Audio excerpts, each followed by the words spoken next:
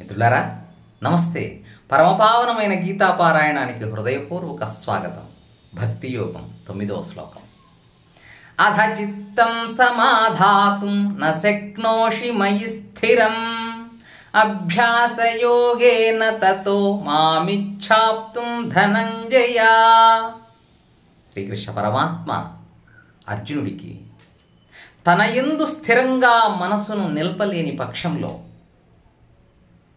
ఎలా తనను ఉపాసించాలో, ఎలా తనను పొందాలో, ఎలా మోక్షాన్ని పొందాలో అర్జునుడికి తెలియజేస్తూ ఉన్నాడు. అధచిత్తం సమాధాతుం నశక్నోషి మయి స్థిరం. ధనంజయ, అర్జున, మనస్సును నాయందు స్థిరంగా ఉంచటం, స్థిరంగా నిలపటానికి నీకు శక్తి లేకపోతే, నీకు సాధ్యం కాకపోతే అభ్యాసయోగేన తతో మామిచ్ఛాప్తుం,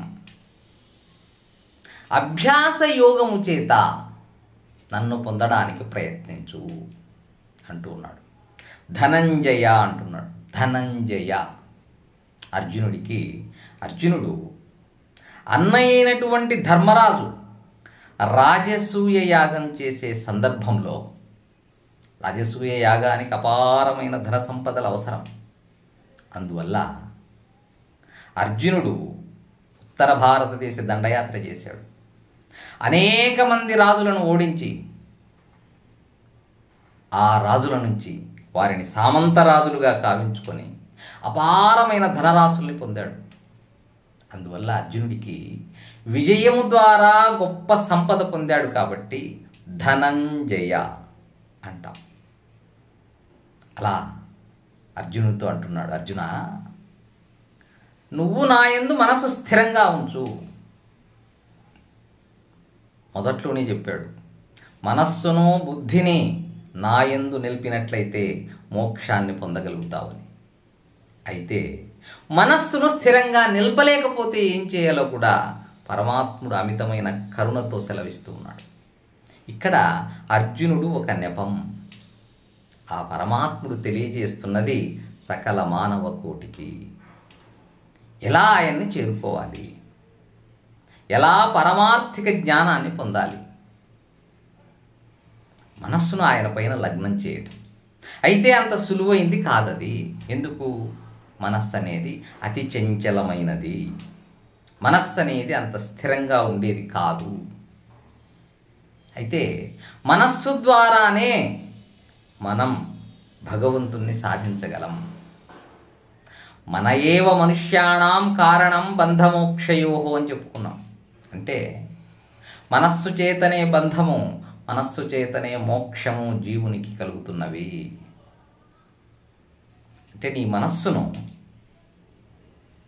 ఈ ప్రాపంచిక విషయాలపైన లగ్నం చేసినట్లయితే నువ్వు బంధాన్ని పొందుతావు, నువ్వు సంసారంలో చిక్కుకుంటావు.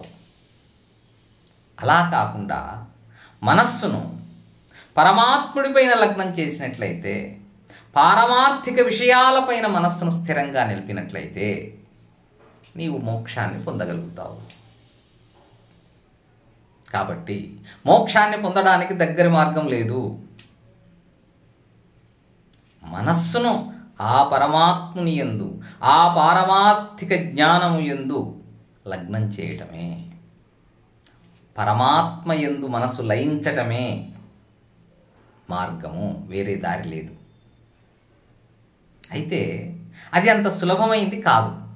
అందుకే పరమాత్ముడు సెలవిస్తున్నాడు, అభ్యాస యోగము ద్వారా సాధించు,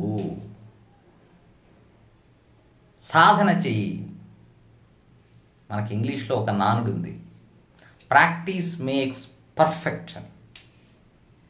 అంటే అభ్యాసము ద్వారా పరిపూర్ణమైన సిద్ధిని పొందవచ్చు. కాబట్టి నిరంతర సాధన ద్వారా, అభ్యాసం ద్వారా మనస్సును స్థిరంగా పరమాత్ముడిపై నిలిపేలా చేయటం. అలా చెయ్యాలి అంటే మొట్టమొదట మనసుకుండే ఒక గుణం ఏమిటంటే తనకు నచ్చిన విషయాలపైన లగ్నం అవుతుంది. ఉదాహరణకి ఒక పిల్లవాడికి క్రికెట్ అంటే చాలా ఇష్టం. క్రికెట్ వస్తూ ఉందంటే ఇక వాడికి ఆకలి దప్పికలు కూడా ఉండవు. అంటే తన దృష్టి, తన మనస్సు అంతా క్రికెట్ మీద లగ్నం చేస్తాడు. ఒకడికి సినిమాలంటే ఇష్టం, సినిమా చూసేటప్పుడు మిగిలిన విషయాలు మర్చిపోతాడు.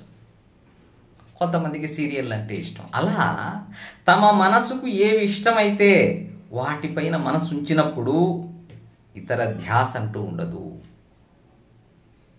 కాబట్టి మనసుకు మనం ఏం చేయాలి అంటే ఈ పారమార్థిక జ్ఞానము పైన, పరమాత్ముడికి సంబంధించిన విషయాలపైన, పరమాత్ముడిపైన మనసుకు ఆసక్తి కలిగించాలి, మనసుకు ఇష్టం కలిగించాలి, మనసుకు అనురక్తి కలిగించాలి.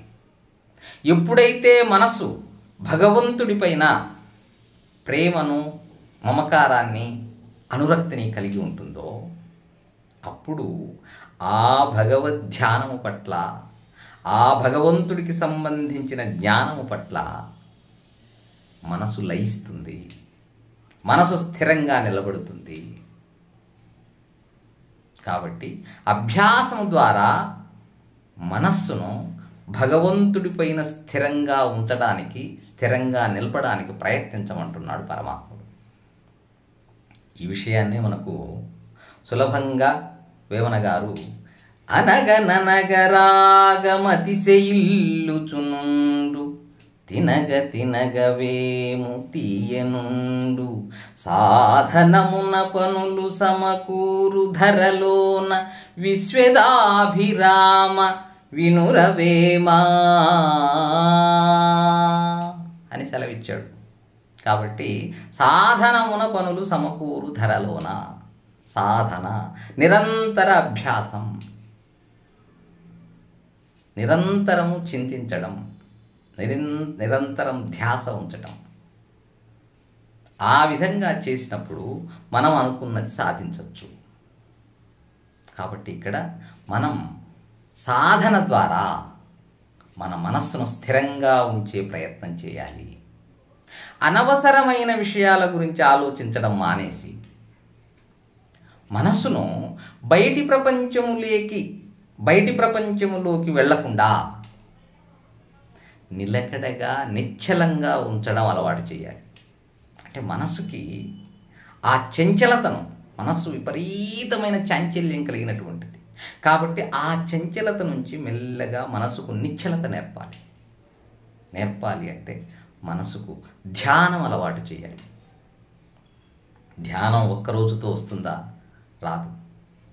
పరిపరి విధాలుగా మనస్సు అనేది పయనిస్తూ ఉంటుంది, విహరిస్తూ ఉంటుంది. అలాంటి మనసును మనం ఆ ధ్యాన సమయంలో ఎప్పుడు పక్కకెళ్తే అప్పుడు మళ్ళీ పట్టుకొచ్చి మనస్సును ధ్యానంలో, ఆ ధ్యాసలో ఉంచడానికి ప్రయత్నం చేయాలి. ఇలా సాధన చేయడం ద్వారా, ఇలా నిరంతరం ధ్యానం చేయడం ద్వారా మనస్సుకు నిశ్చలత ఏర్పడుతుంది. అలా నిశ్చలత ఏర్పడడం వల్ల భగవంతుడిపైన మనస్సు స్థిరంగా ఉంచడం సాధ్యమవుతుంది. కాబట్టి ఇది సాధనతో కూడినటువంటిది. మరి ఇలా సాధన చెందడానికి, సాధన చేయడానికి, అభ్యాసం చేయడానికి మనకు ప్రేరణనిచ్చేటటువంటి అనేకమైనటువంటి పద్యాలు మన తెలుగు సాహిత్యంలో ఉన్నాయి. మచ్చుకి భర్తృహరి శ్లోకానికి ఏనుగు లక్ష్మణకవి అనువాదం. ఆరంభింపరు నీచ మానవులు విఘ్నాయాస సంత్రస్తులై, ఆరంభించి పరిత్యజింతురు మధ్యముల్ విఘ్నాయత్తులై, ధీరుల్ విఘ్న నిహన్యమానులగుచున్ ధృత్యున్నతోత్సాహులై, ప్రారబ్ధార్థములు జగింపరుసుమి ప్రజ్ఞానిధుల్ గావునన్.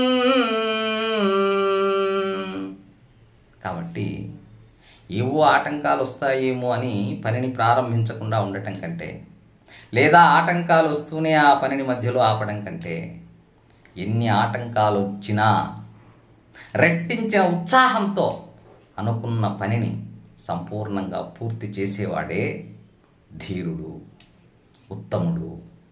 కాబట్టి మనం ఇలాంటి పద్యాల ద్వారా ప్రేరణ పొంది బాహ్య విషయాలపైన కాకుండా ఆ భగవంతుడికి సంబంధించినటువంటి ఆత్మ, పరమాత్మకు సంబంధించిన విషయాలపైన మనసును లగ్నం చేసినట్లయితే ఆ పరమాత్ముడిపై మనసు స్థిరంగా నిలబడుతుంది. మిత్రులారా, ధన్యవాదాలు. శుభం భూయాత్. హరి ఓం తత్సత్.